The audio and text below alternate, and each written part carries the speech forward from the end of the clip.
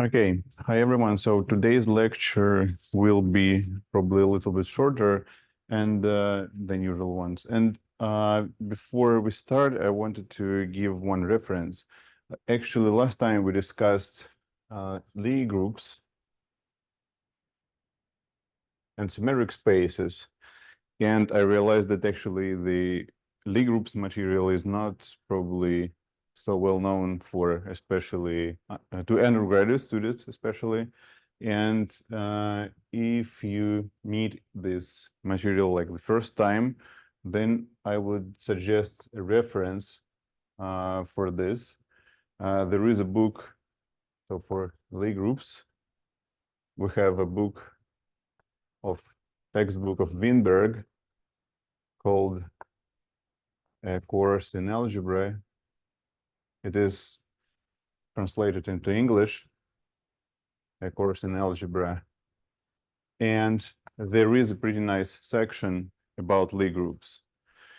So the groups, the classical groups that we discussed, GLN R, SLN R, special linear group, orthogonal groups, and they are tangent Lie algebras are all considered in this section in this textbook. Okay, so our group, the groups that will be of our interest are special linear groups and the special orthogonal groups of some, or just orthogonal groups of some quadratic forms. Maybe not only positive definite, but well, certainly not only positive definite, but also those that have some signature. And probably we will discuss such Lie groups on the next lecture. So today we are going to discuss isometries and probably also geodesics in hyperbolic plane H2 in the upper half plane model. In the upper half plane. Again, so let me remind. So recall that we consider an upper half plane U2 equipped with the Euclidean, with the hyperbolic metric GU, right, where U2 is our half plane, so it consists of pair of points where x and y are real and y is positive. And this can be identified with the complex upper half plane. So it consists of all complex z such that the imaginary part of z is positive. Okay, and the Euclidean and the hyperbolic metric is the Euclidean metric with this distortion factor y squared. So basically, in some sense, every length is distorted with respect to by the second coordinate y. Okay. All right. So what we proved that geodesics, right? We proved that geodesics are either vertical lines or semicircles orthogonal to the boundary. Now let us concentrate a bit more on isometries, right? So these are our geodesics in U2, right? So I said, and isometries, right? This was the first important fact. And the second fact was that isometries, so the subgroup of the conformal automorphism of L2 is isomorphic to PSL to R. And this is in fact isomorphic to the orientation preserving isometry group of the hyperbolic plane H2. Okay, so the fact that it is isomorphic to this group will be established a bit later, but we showed that it is the subgroup of the isometry group. And if, in fact, one can see that we showed that this is the subgroup. So let me write it. Actually, it's okay. I can write it this way. So it's like less than or equal to the orientation preserving isometry group, since all the isometries we have here are described by this. And one can see that they are indeed orientation preserving, right? So these are our isometries, and AD minus BC is equal to 1. Okay, now we have the following. We can consider elementary types. And so our four elementary, okay, let me write it this way. So we have the following isometries.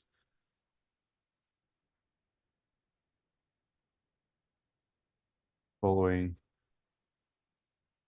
classical isometries here.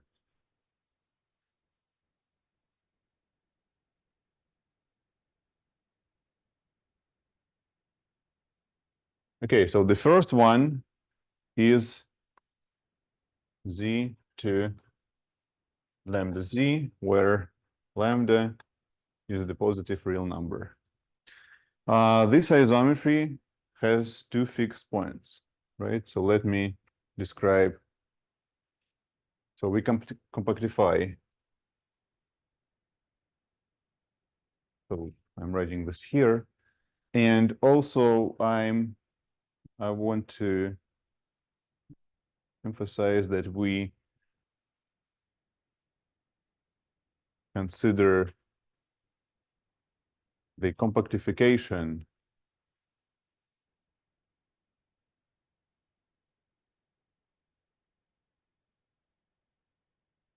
of H2. We define it as we denote it as H2 bar. So this is my U2 with the real axis in the plane. So this disjoint union with the line y is equal to 0. And we also add the point at infinity. This point in particular, it is actually an interesting element, right? So we remark about this point. So we assume that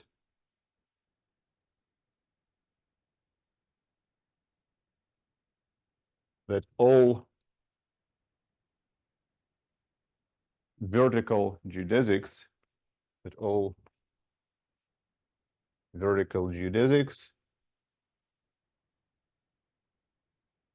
contain this or kind of pass through this infinite point.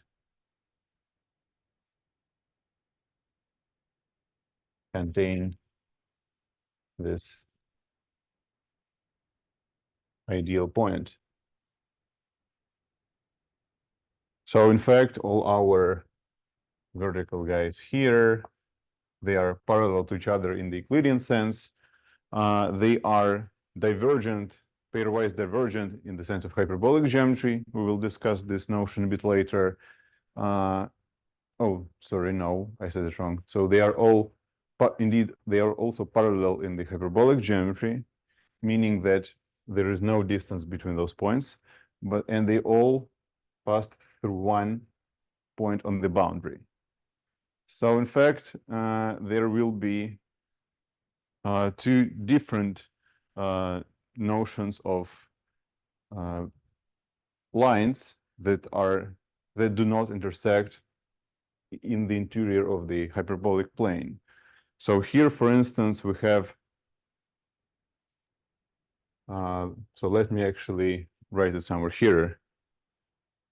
So we have the behavior of geodesics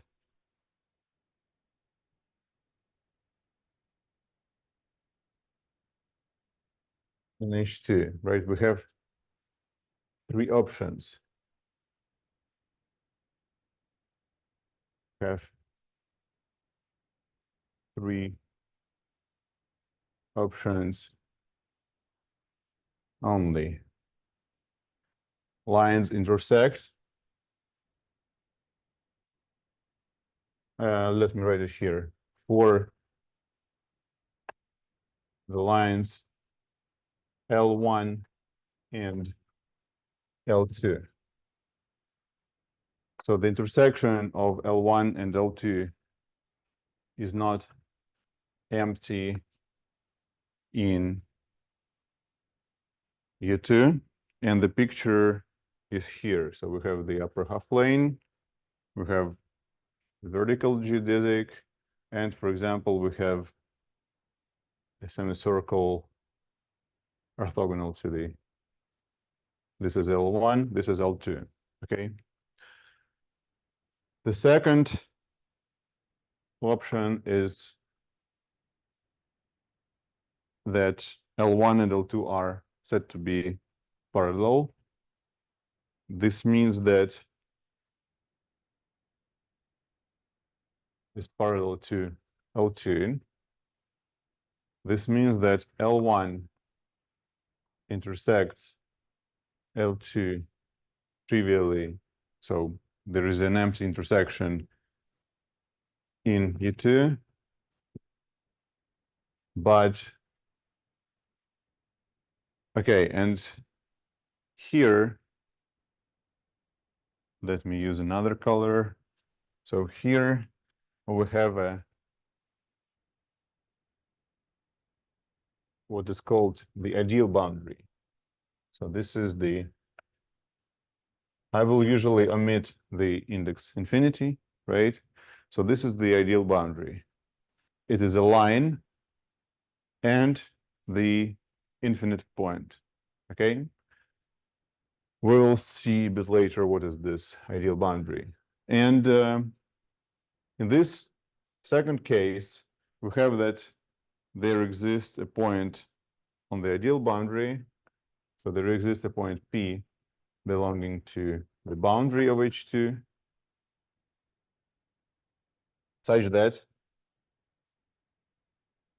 L1 intersects L2 precisely at this point P. And the picture is this. So, for example, I can take one vertical line and the semicircle that so say this is the axis y in my plane R2, right? So this is my line L1, and I can take any other any semicircle L2 which passes through the point 0. So for example, it can be a semicircle centered at the point A with the radius A, okay? Then these two are tangent, actually, and they meet each other at the point 0, which belongs to the boundary, but doesn't belong to the interior of the upper half plane. Another, there is the other illustration for that, and this is precisely the case of two vertical geodesics, right? So L1 and L2 here, right? So in this case, L1 intersects L2, it is 0. Here, we assume that they intersect each other at the infinite point.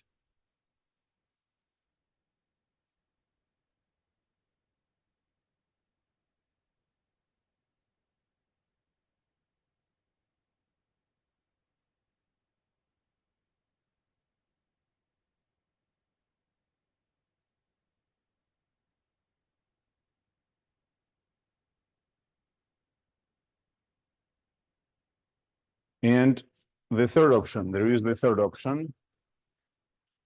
Let me, okay, I think I can write it just here. L1 does not intersect L2. So this intersection is empty even in the compactified hyperbolic plane. And the picture is this. So I have a upper half plane model. I have one vertical geodesic, L1, and for example, I have another geodesic L2, which is a semicircle that is disjoint from my half line L1, right? In fact, in this case, there exists even the unique common perpendicular, which means that there is another geodesic, which is the common perpendicular, which is orthogonal to both L1 and L2. So in this case, there exists a line, actually a unique line L, such that L is orthogonal to L1 and L2. And in this case, we see that actually this line realizes the distance between two lines, right? So there is the segment and the length of the curve of L between L1 and L2 gives us precisely the distance between two lines, L1 and L2. So these are the following three options. And let's get back to isometries. And for isometries, we have the following. This isometry fixes actually the vertical. So suppose this is 0, right? And this is my vertical line L from 0 to infinity. And this isometry, which is it is a dilation. I don't know, let me denote it by F. This isometry F, this isometry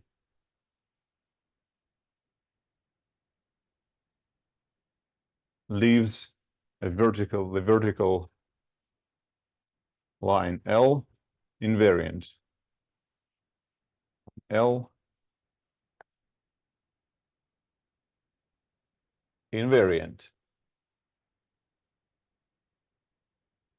Moreover, we can notice that f of 0 is 0 and f of infinity is infinity, right? So we fix those points.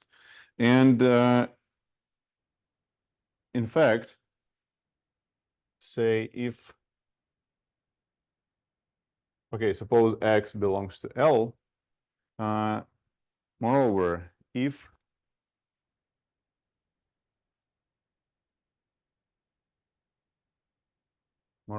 lambda is greater than 1, yes, by the way, we consider usually non-trivial isometries, right? So f, the coefficient here, lambda, is not equal to 1. So if lambda is equal to 1, then what are the orbits? My orbits along this line are the points that go actually up to infinity, that tend to infinity. So if I take the point AI, right, then you will notice that you will have lambda AI, lambda squared AI, and so on. So then the orbit has an accumulation. So its accumulation point is infinity, right? Then every orbit, okay, then for every point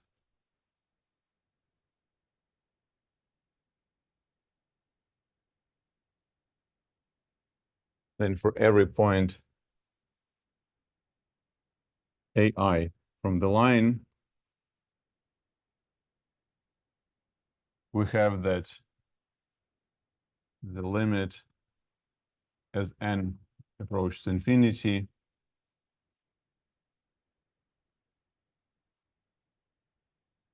f of f and so on of f of AI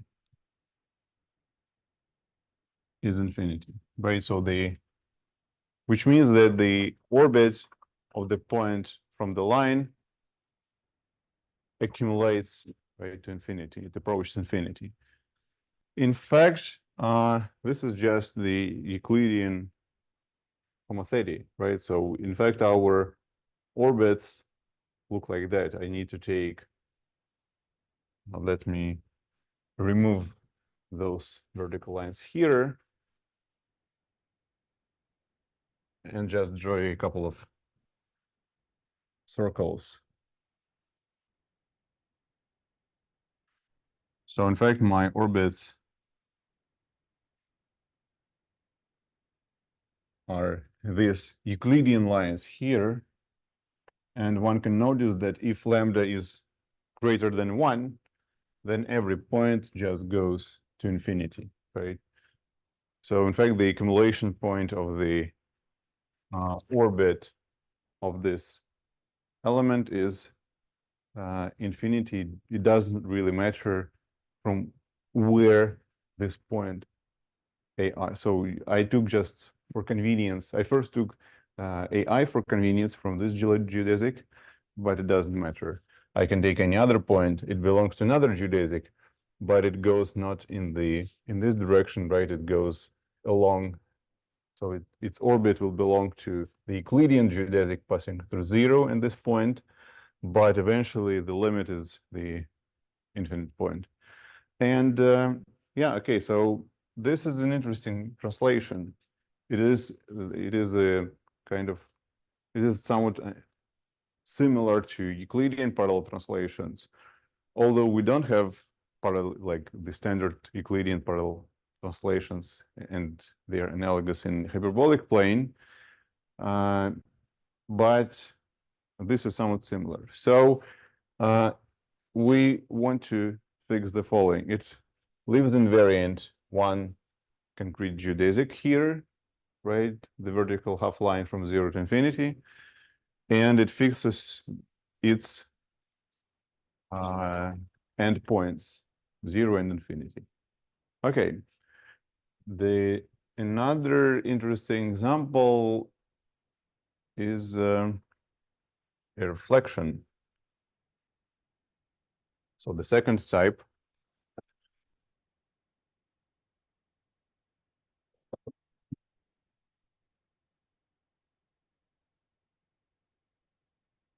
yeah, by the way, these are called hyperbolic isometries.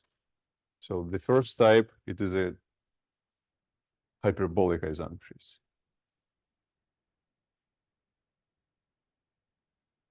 Hyperbolic isometries. The second type are the so-called elliptic isometries. These are those that have elliptic isometries. Okay, here we notice that f has no fixed points in the upper half plane. It is an exercise. This f has no fixed points in the upper half plane. I can actually write it even here. So F has no fixed points in U2. Only two fixed points on the boundary. Elliptic isometries, they have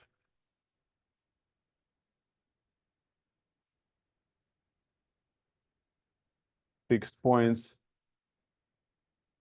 in U2.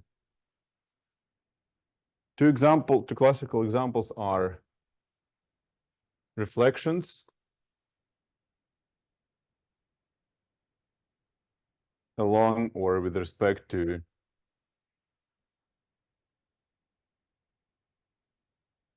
geodesics,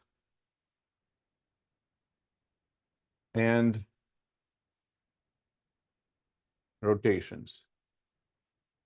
A typical example of a rotation is just z to its multiplication on the complex number by another complex number with absolute value 1. So if I take z, this is my unit circle. Actually, okay, let it be even not a unit circle. So I'm taking any z, right? This is my line z. Then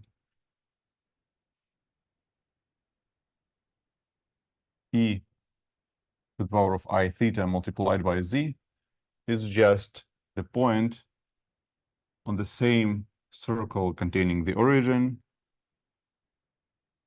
and of the same circle that is centered at the origin and passes through z, just rotated on this angle theta. It is a hyperbolic isometry.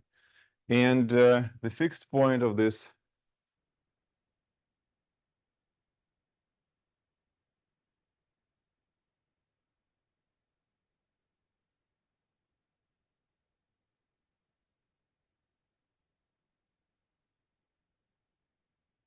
actually I wanted even to shift this so it should be,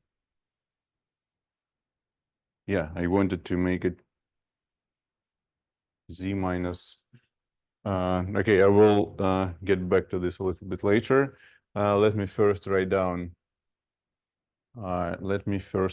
reflections. So reflections are, we have two types of geodesics. So here we have a geodesic, which is a vertical line. And for this vertical geodesic, we just take any point z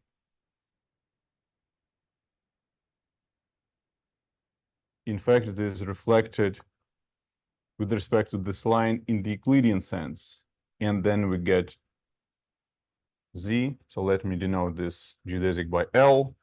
Then reflections are usually denoted by R sub L or the hyperplane in the general case. So this is my RL of z. In fact, it will be the same point, and one can check that the distance. So this I'm drawing here the geodesic line that passes through z and RL of z. So we know that this is a semicircle orthogonal to the boundary, right? And this arc from z to the yellow line is equal to the second arc from yellow line to the image of z with respect to this reflection. Okay, this is how those reflections look like in the case when L is a vertical half line. What to do if my L is a semicircle? Okay, if my L is a semicircle, then I can just take, so this is the semicircle orthogonal to the boundary. Then I should take the inversion with respect to this L. And this is my center. Any point I don't know, I can denote it by A. If Z belongs, I can certainly draw a line, a Euclidean line from A to Z, right? So I have a ray actually, since I wanted to belong to the upper half plane. And I should find, let me denote the inversion as tau. Sometimes it's denoted by tau or I. I don't know which notation I'm going to use. Let it be tau. So my tau of L with respect to L of Z, it is such a point Z prime. Okay, and this is, it has, suppose it has the Euclidean radius R, okay?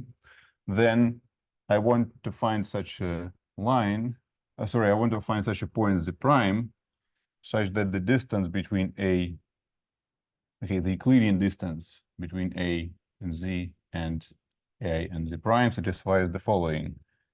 So this is the Euclidean norm A minus Z multiplied by the norm.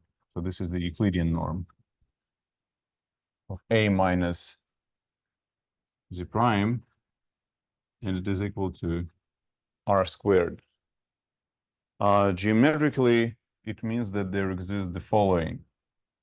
There is, if you draw the Euclidean tangent line from this point, you get another point, I don't know, let's denote it by Z double prime. Then again, the Euclidean arc, the Euclidean geodesic segment containing Z double prime with Z gives you orthogonal. It gives you the angle pi over 2 here, right? So this is your, this is a pretty like nice Euclidean construction. And this is in fact the reflection with respect to the semicircle. So it is a hyperbolic reflection, right? So let me let me specify that these are hyperbolic reflections, right? And they have two, in the sense of Euclidean geometry that we probably understand a bit better for now, they have these two interpretations.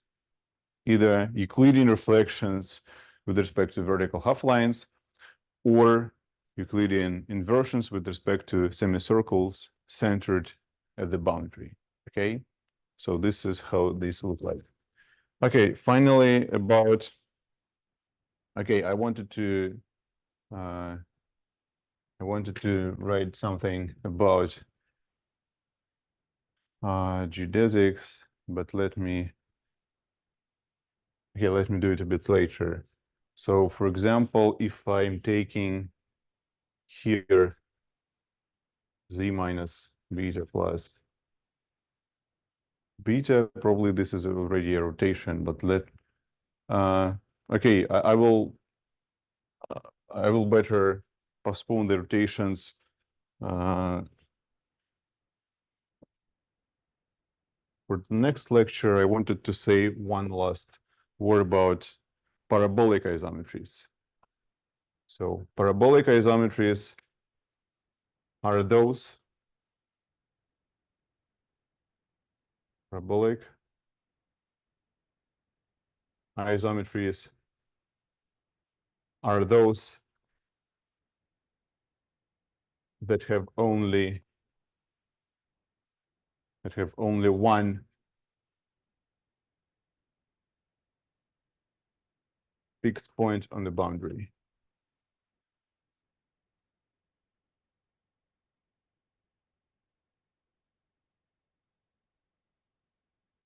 And a typical example is a Euclidean translation. So an example is Z to say Z plus 1. So the orbits are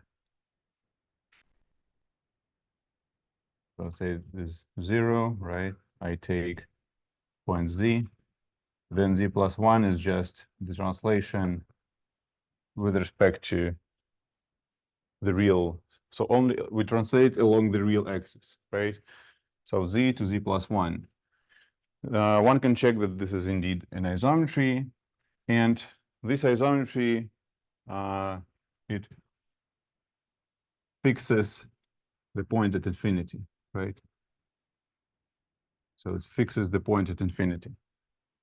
And by fixing the point at infinity, we get, so what do we fix? We leave invariant the horizontal lines passing like on the same level, right? So this is going to be my orbit.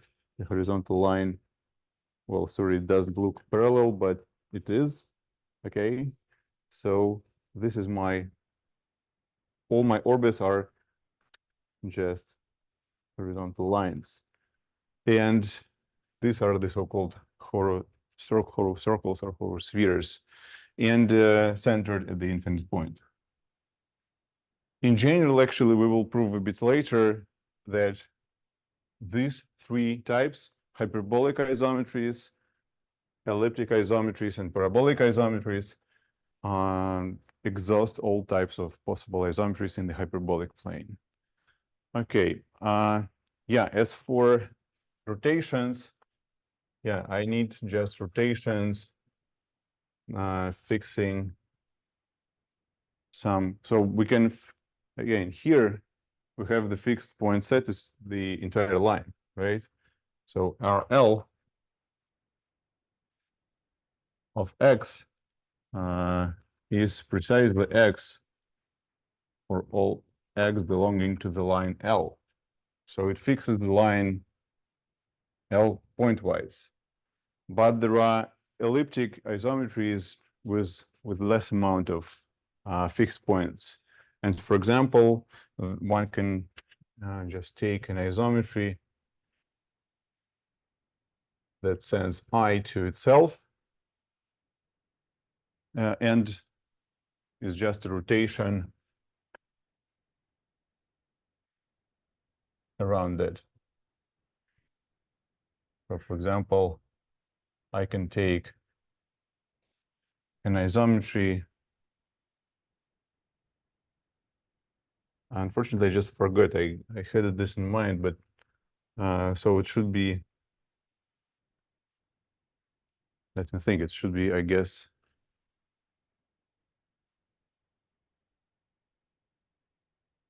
so it should look like A, B minus B, A, but if I'm taking, probably it's just,